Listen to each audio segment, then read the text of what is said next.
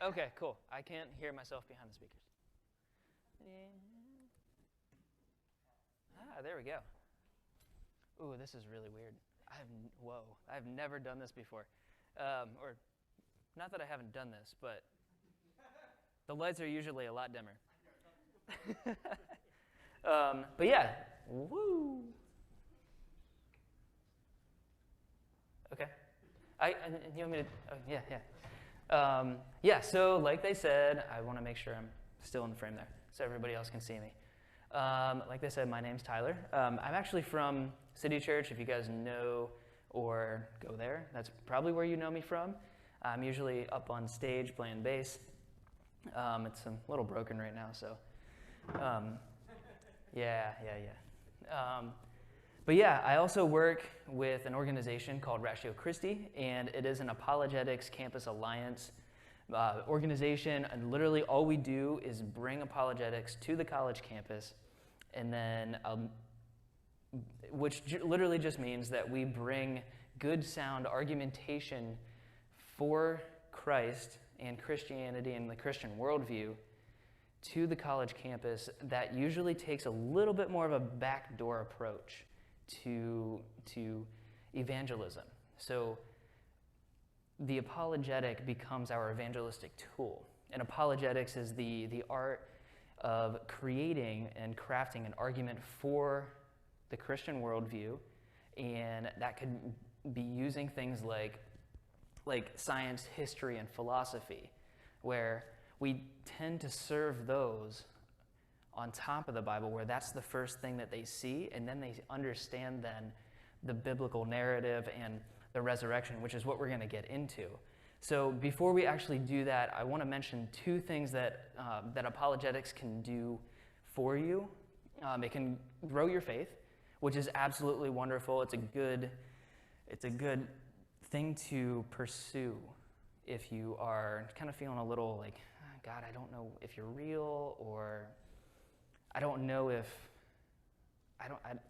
the resurrection actually happened. There's a whole lot of stuff there that goes on, especially because the resurrection is the foundation for Christianity. So that's the first thing it does. And then if you're in dialogue with a skeptic, whether that's a friend, a brother, sister, anybody, it not only grows your faith, but it's also a tool that you can use to sort of give them or plant the seed to then win them for Christ. So then it becomes the evangelistic tool, and it becomes a faith grower for you. So the topic that we're going to get into tonight, because it's Holy Week and because it's Maundy, Thursday, if you're familiar with the church calendar at all, Maundy, Thursday is when Jesus was arrested. And I'm going to kind of scope out for you an apologetic so you can use it in your faith, but also in conversation with people that you might come across on campus or at home at Easter as you go and you reflect on everything on Sunday. So, how many of you have seen or heard that Jesus sweat blood? Okay. It's usually, Nathan and I had a conversation the other week. It's not something that you usually think like, oh yeah, I'm going to focus on that right now. Jesus sweating blood. But it's something that is noticeable and something that we can think, okay, here's a biological thing that's going on. Is there any backing to this, or is it just like the theological fluff? Or if you want to call it that. So this is actually something that is called hematohidrosis. And if any of you are in the nursing majors or anything healthcare, hematohidrosis is a legitimate medical condition. It's super rare. But what happens is that you get so stressed that the capillaries surrounding your sweat glands, they burst. And then your body recognizes that as like, oh crap, no, that's not supposed to be here, and we got to get that out. So the sweat glands absorb it, they absorb the blood, and then they expel it in the form of like what looks like bloody sweat. and what is bloody sweat. And that's exactly what we see in Luke 22:44. And being in agony, he was praying very fervently. His sweat became like drops of blood falling down upon the ground. So he was so stressed. I mean, he knew what was coming, why it was coming, and when it was coming. He knew what, when, why. And his human nature is like, nope. I'm not feeling that. That's not something that I really want to go through. I know how bad this is. I've seen it happen to people. But I know that this is your will. So if this is your will, let it be done, and I will follow. So then he's arrested, or just before he's arrested, he is then healing, which, again, one of the cool things about apologetics is sometimes you get to speculate and have fun with it. So the healing of the ear is I think, after just kind of meditating on it and letting that stew, is that it might have been a communication between the divine nature of Christ and the human nature of Christ, saying, I don't really want to do this, so I'm just going to heal this guy's ear real quick and hope that they don't arrest me. But what it ended up happening, or what it did, was rather just tick them off even more. So he touched his ear, healed them, ticked them off, and then proceeded to arrest him and then take him to try him. Now, the next thing is the scourging. This is probably one of the worst things that could ever happen to you besides the cross. So what happens is that you're scourged, and then you get handed over to be crucified. And I'm going to try to weave a big picture here, so that you're not just seeing just one gospel's perspective. You're seeing the entirety of the synoptic gospels and John. So the synoptic gospels are Matthew, Mark, and Luke. So scourging. Scourging is basically a whipping, but it's not like the whipping that you would see. I'm a movie fan, so like any Quentin Tarantino fans in here? So like in Django, when Broomhilda is getting whipped, that's not the type of whip or whipping that you would get if you were scourged. It's actually worse. The whipping there, it was also called the cat of nine tails if you were going to be whipped with that. They had nine strands of leather that were laced with lead balls, shrapnel, and that shrapnel could be glass, it could be shards of bone, or maybe even bits and pieces of the metal that was left over from the Roman soldiers' armor. So imagine getting whipped no less than 39 times. With that, and with each blow, more and more of your flesh is being ripped off, exposing bone, blood vessels, nerves, and internal organs, and you're just sitting out there in the dirt.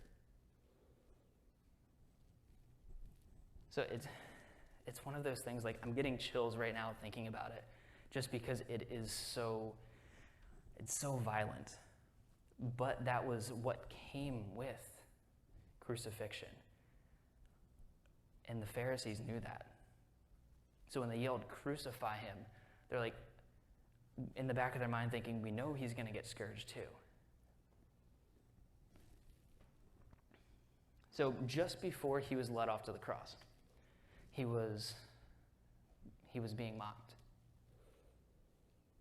And this mocking is something that is something we might look over or hyper-spiritualize. And I don't say that in a negative way.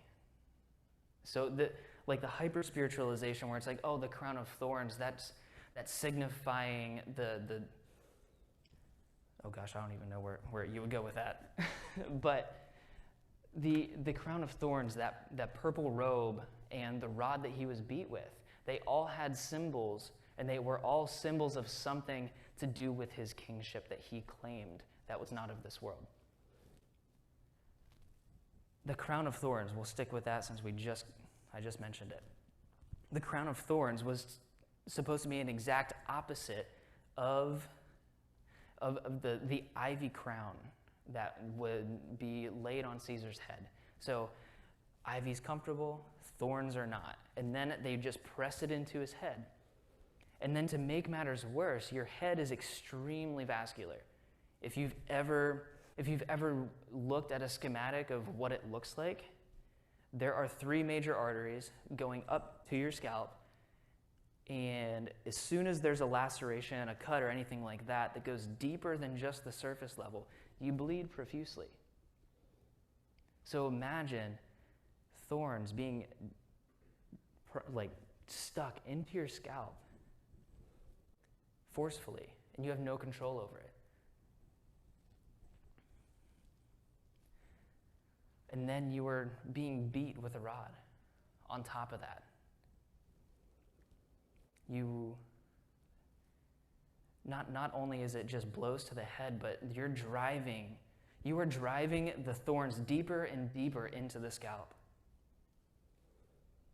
And not only that, but the scepter that they gave him was a symbol of also the kingship that he had. That was the ruling staff that Caesar or any of the other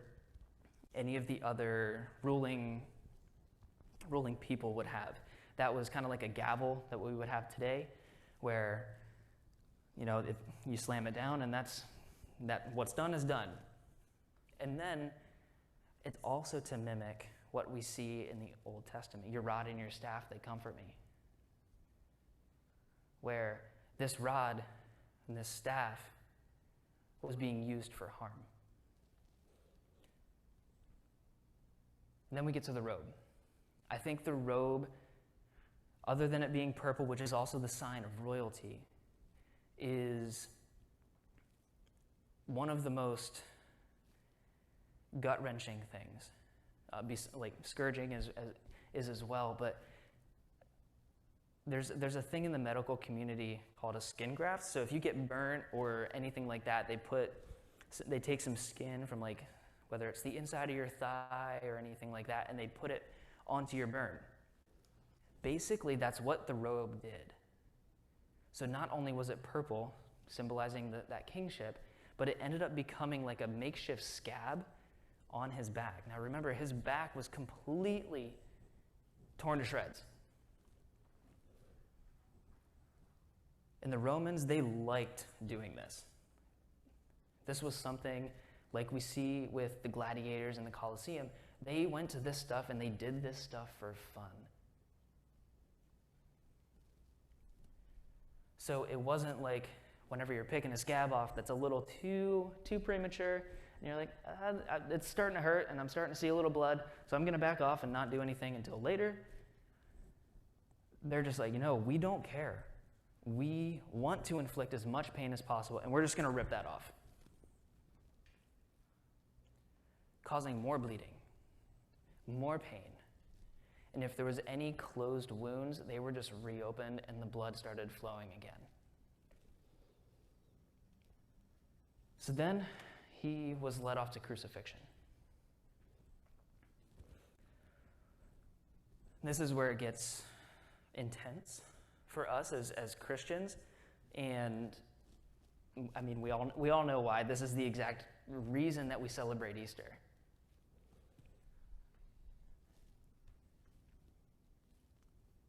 But it's what actually happened that brings this weight. And I want this weight to sit with you so you can, or as you go home, or if you're even going home this weekend, or if you're sitting in your room on Sunday and if you're not going to church and you're reflecting on the cross, that this weight hits to the point of where you just kind of sit there and think, wow, do I deserve any of this? No.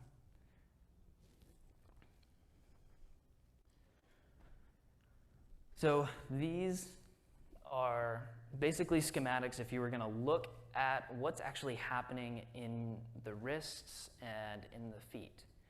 So the wrists, there's going to be there's two hands, two nails, and they are going to be put right below the wrist. And they miss, each one of those nails misses completely the two arteries. But it severs the nerve. So if you guys ever have had just like a random bloody nose, and then you're like, this doesn't hurt, I'm gonna be all right. But it's the nerves that cause the pain. So if you sever a nerve, it just shoots pain all the way up through your arm, and then the rest of your body just kind of writhes. Same thing with the feet. This nail is going to completely sever the nerves in your feet, the plantar nerves. But again, still missing those arteries. So there's a little bit of blood, just because you're still piercing skin, but the pain is immense. So imagine kind of sitting there like this, and as you would be positioned, let me come up here so you guys can see me. As you're positioned, your arms would be out, your legs would be kind of on top of, or your feet would be on top of each other, and your knees would be bent. So you'd be kind of sitting here like this. And if you're going to breathe, you have to push yourself up with your feet and pull down with your arms, increasing the pressure on your wrist and on your feet. And at the same time, if you've ever done wall sits, I hate leg day. Leg day is the absolute worst. But if you do wall sits, it's so much easier as you're coming up and releasing from that wall sit if you push up against the wall and push yourself up. That's exactly what you would have done if you were on the cross. Pushing yourself up against the cross with a completely exposed back. So imagine the pain that the old hymn, The Old Rugged Cross, comes to mind. Makes it seem a little bit more real. Where the rugged cross is scraping against bone and nerve. And honestly, guys, I'm sorry if this is, I'm sorry if this is making your stomach turn, but that's exactly the response that we should have. I'm really big on your beliefs should impact your behavior. So if this is something that you're believing in, what's going on in your body is okay. It's something that we should kind of expect whenever we see gruesome acts, which we're seeing all the time now. We see all these things happen and our stomachs start to turn. But yet when it comes to Easter, typically, we see this and it's almost like that hyper-spiritualized thing, and we're just like, okay, it's just another Easter. But if we realize and think, okay, what exactly happened, and then that weight kind of humbles us a little bit, and then we're put back into that first century context, at the foot of the cross, and that stomach turning then becomes tears.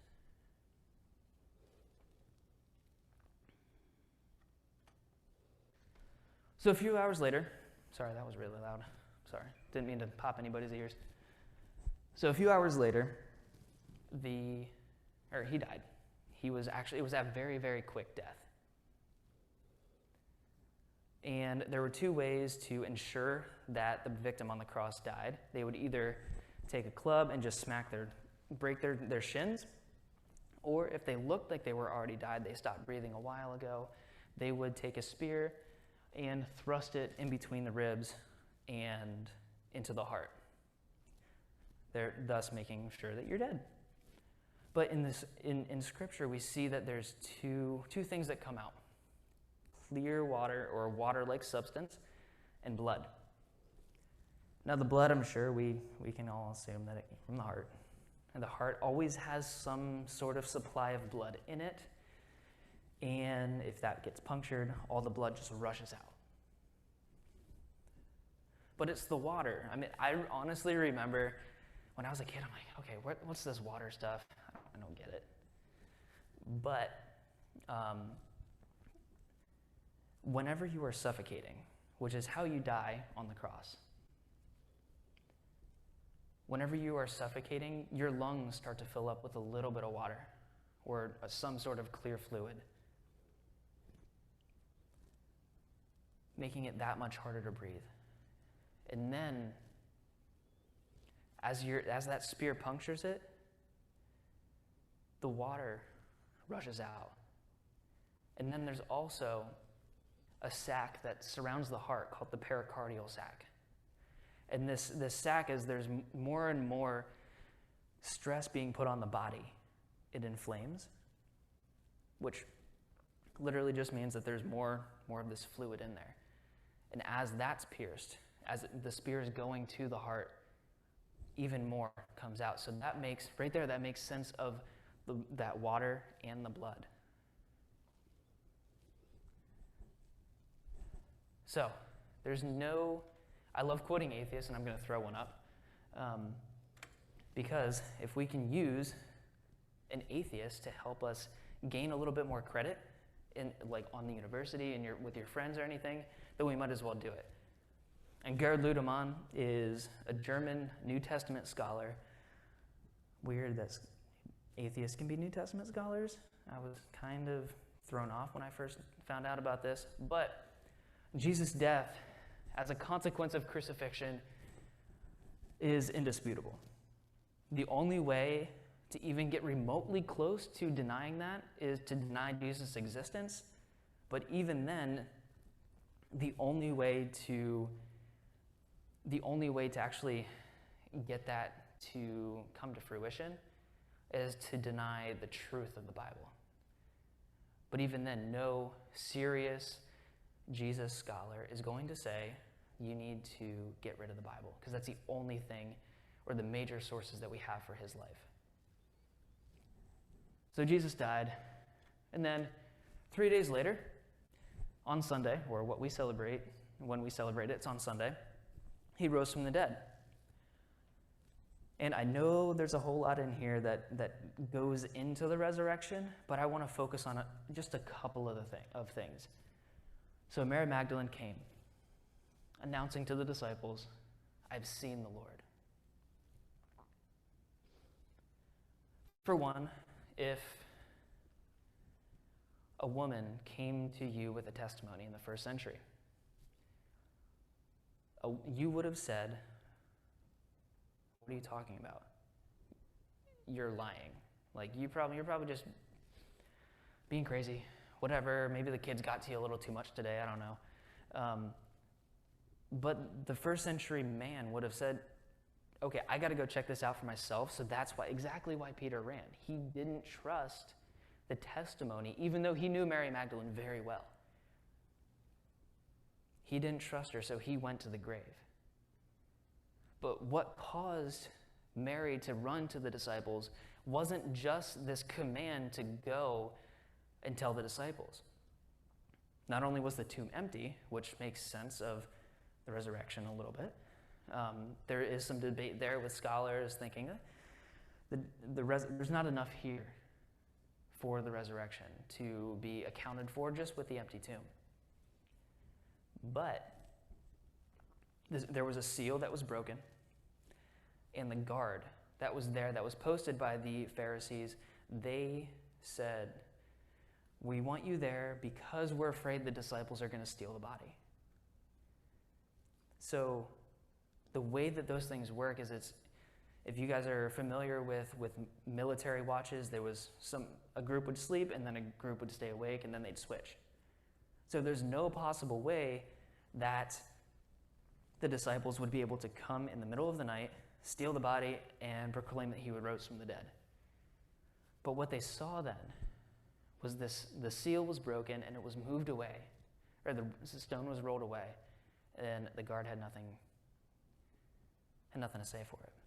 And this seal Well, it's also like one of those seals from like the old medieval like letters, where you would melt the wax, drop it on the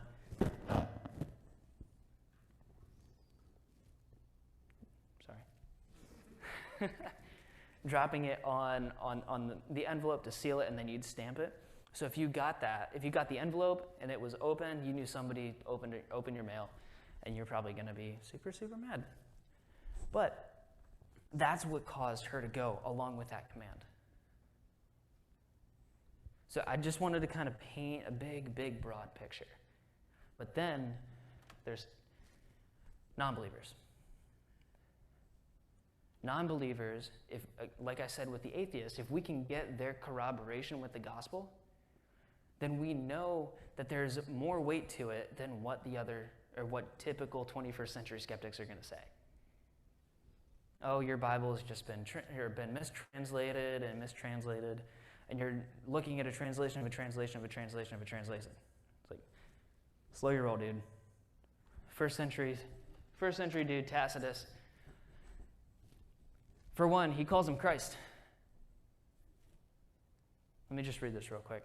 The name, their name, speaking of the Christians, comes from Christ, who, during the reign of Tiberius, had been executed by the procurator Pontius Pilate. Suppressed for a moment, the deadly superstition broke out again. Not only in Judea, the land which originated this evil, but also in the city of Rome. So Tacitus didn't even like Christianity, but he's calling Jesus Christ, and he's accounting for the crucifixion or execution by crucifixion under the rule of Pontius Pilate. There's a lot going on here, and that's okay. But whenever we have this, we can't help but think, okay, you were within what's called the living memory, so you could talk to people that knew Jesus. That's pretty powerful. And then there's another guy, Josephus, who mentions him, and he's not even a Christian either. He's a Jew that works for Rome.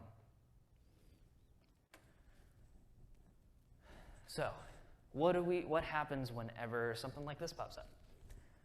Oh, well, those Jesus appearances were just hallucinations. Nah, I don't believe it. There's not enough evidence for that actually happened. That resurrection actually happened. Gerd Ludemann, that I quoted earlier, that's actually his position, and this anymore is the most popular position.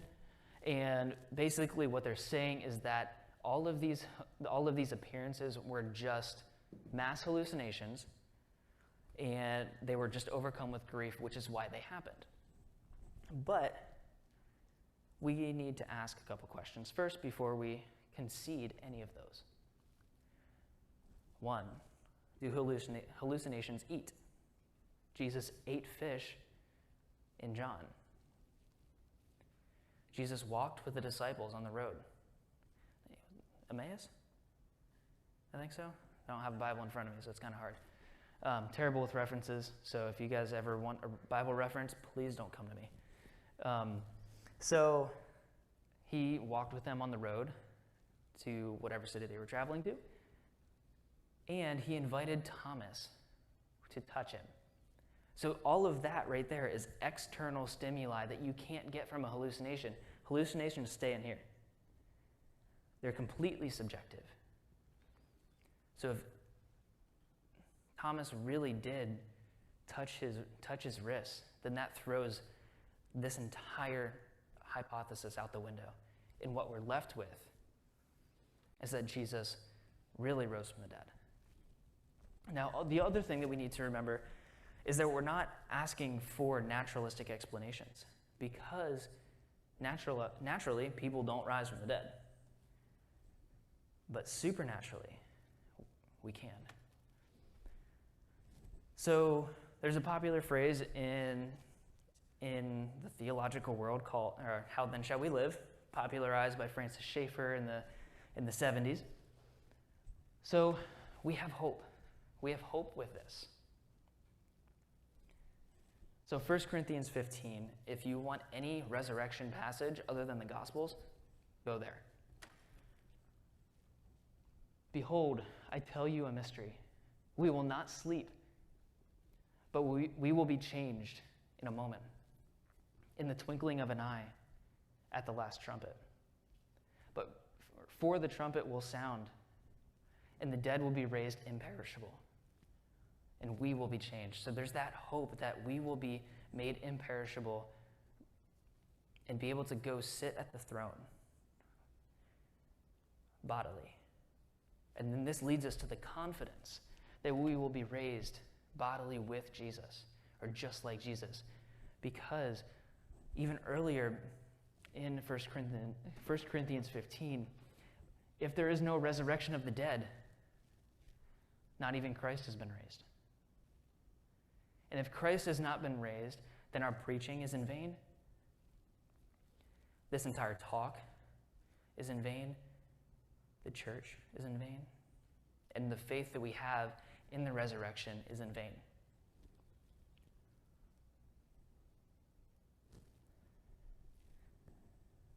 But we also have our own crosses that we have to pick up. Jesus says to pick up your cross and follow me. I was talking, I've been up since 5:30, 6 o'clock this morning. Brandon knows what that's like. And we were talking today, and this came up, that we have our own crosses to bear, and that's where discipleship comes in. So whether you're with Noah, or you're with Nathan, or Joel, or Jess, or Jen, these disciples, even though they're these people that are discipling you, they also have these crosses that they are bearing, their struggles, their past hurts, their griefs. So be comforted in the fact that you're not the only one. That if they come in hand with you, just like Simon of Cyrene did with Jesus. Simon had his own baggage. He picked up the cross and helped Jesus walk all the way. The great thing is, we stop at the cross, and Jesus got up on top of it.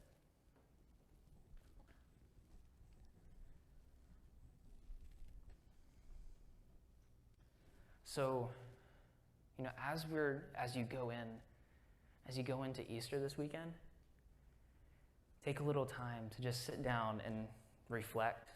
If you want this, I can email it to you. Or if you want the really big, long PowerPoint that I have, I can email that to you as well. But just sit down and think about it. Let this just kind of set in and weigh you down a little bit. There's things in life that are going to weigh you down. So if anything's going to weigh you down, let it be this. Because we do have the hope and the confidence in Christ. So if you guys would pray with me real quick, and then we can keep going. God, thank you so much for your Son. Thank you so much for the opportunity that we have here on campus to proclaim the resurrection and proclaim Christ. And whether or not we speak in our proclamation of that or not, or if it's just by living it out, I just ask that you give us the confidence to do so, because we have hope in you.